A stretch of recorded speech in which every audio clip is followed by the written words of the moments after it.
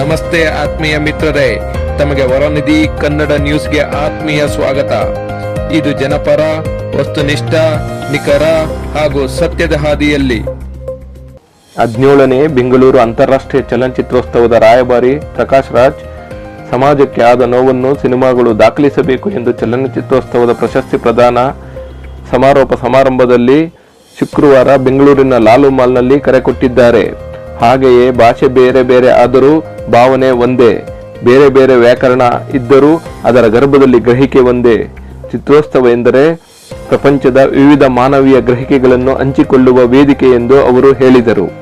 ಮುಖ್ಯ ಅತಿಥಿಯಾಗಿ ಭಾಗವಹಿಸಿದ ಆರೋಗ್ಯ ಸಚಿವ ಗುಂಡೂರಾವ್ರವರು, ಚಿತ್ರೋತ್ಸವಗಳಿಂದ ಬೇರೆ ಬೇರೆ ಭಾಷೆಯ ಸಿನಿಮಾ ನೋಡಬಹುದಾಗಿದೆ ಎಂದರು.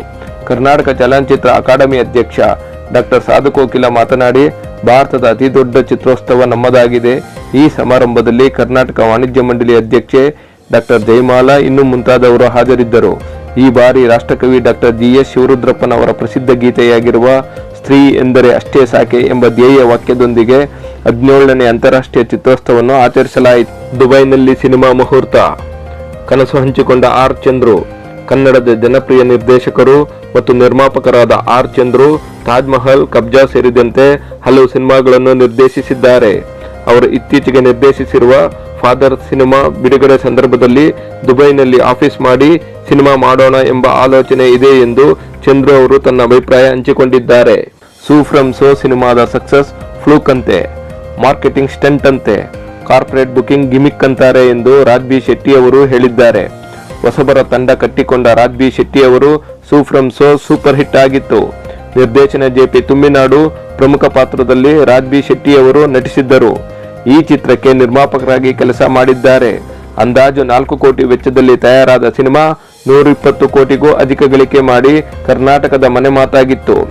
ಎಲ್ಲರೂ ಅಚ್ಚರಿಯಿಂದ ಇದು ಹೇಗೆ ಸಾಧ್ಯವಾಯಿತು ಎಂದು ಮಾತನಾಡಿಕೊಂಡರು. ಕೆಲವರು ಸೂ ಫ್ರಮ್ ಸೋ ಒಂದು ಫ್ಲೂಕ್, ಮಾರ್ಕೆಟಿಂಗ್ ಗಿಮಿಕ್ ಅಂತಾರೆ. ಅವರಿಗೆ ನಿಜ ಗೊತ್ತಿಲ್ಲ, ಇದರ ಹಿಂದೆ ನಮ್ಮ ಚಿತ್ರತಂಡದ ಟೀಮ್ ವರ್ಕ್ ನಿಂದ ಆಗಿದೆ.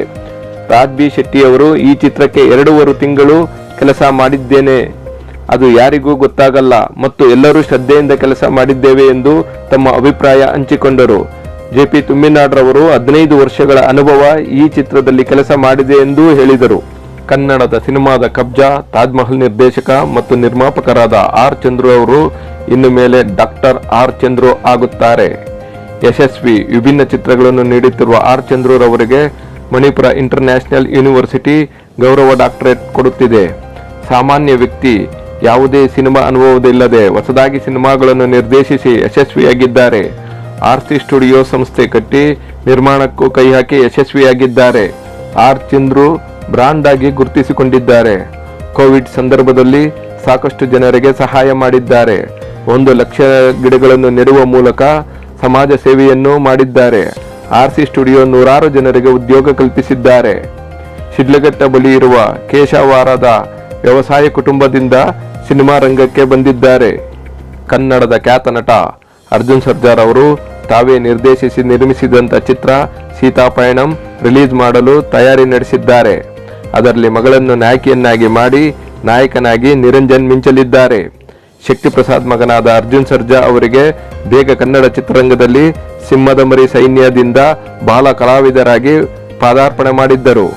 ಇವರು ತುಮಕೂರಿನ ಮಧುಗಿರಿಯಲ್ಲಿ ಹುಟ್ಟಿದ್ದರು. ಅವರು 80ರ ದಶಕದಲ್ಲಿ ಹೀರೋ ಆಗಿ ಗುರುತಿಸಿಕೊಂಡಿದ್ದರು. ತೆಲುಗಿನಲ್ಲಿ ಒಂದು ಚಿತ್ರಕ್ಕೆ 25,000 ರು ಮತ್ತು ತಮಿಳಿನಲ್ಲಿ 20,000 ರು ಸಂಭಾವನೆ ಪಡೆಯುತ್ತಿದ್ದರು. ಆಗಿನ ಕಾಲದಲ್ಲಿ ಜಮೀನಿನ ಬೆಲೆ ತುಂಬಾ ಕಡಿಮೆ ಇತ್ತು. ಆಗ ಜಮೀನಿನಲ್ಲಿ ಇನ್ವೆಸ್ಟ್ ಮಾಡಿದ್ದರೆ ಇಂದು ಕೋಟ್ಯಾಂತರ ರುಗಳು ಆಗುತ್ತಿತ್ತು. ಆದರೆ ಅವರ ಸುತ್ತಮುತ್ತಲು ಇದ್ದ ಜನ ಅವರಿಗೆ ಮೋಸ ಮಾಡಿದರು. ಒಮ್ಮೆ ತೆಲುಗಿನ ನಟ ಶೋಭನ್ ಬಾಬು ಅವರು ಅವರಿಗೆ ಇನ್ವೆಸ್ಟ್ ಮಾಡಲು ಸಲಹೆ ಕೊಟ್ಟಿದ್ದರು. ಆದರೆ ಅವರ ಸುತ್ತಲೂ ಇದ್ದ ಜನ ಅವರಿಗೆ ಮೋಸ ಮಾಡಿದರು ಎಂದು ತೆಲುಗಿನ ಚಾನೆಲ್ ಒಂದರಲ್ಲಿ ಹಂಚಿಕೊಂಡಿದ್ದಾರೆ. ಕನ್ನಡ ಚಿತ್ರರಂಗದ ಕಾಮಿಡಿ ಕಿಂಗ್ ಚಿಕ್ಕಣ್ಣ ಈಗ ಲಕ್ಷ್ಮೀಪುತ್ರ ಸಿನಿಮಾದಲ್ಲಿ ನಟಿಸುತ್ತಿದ್ದಾರೆ.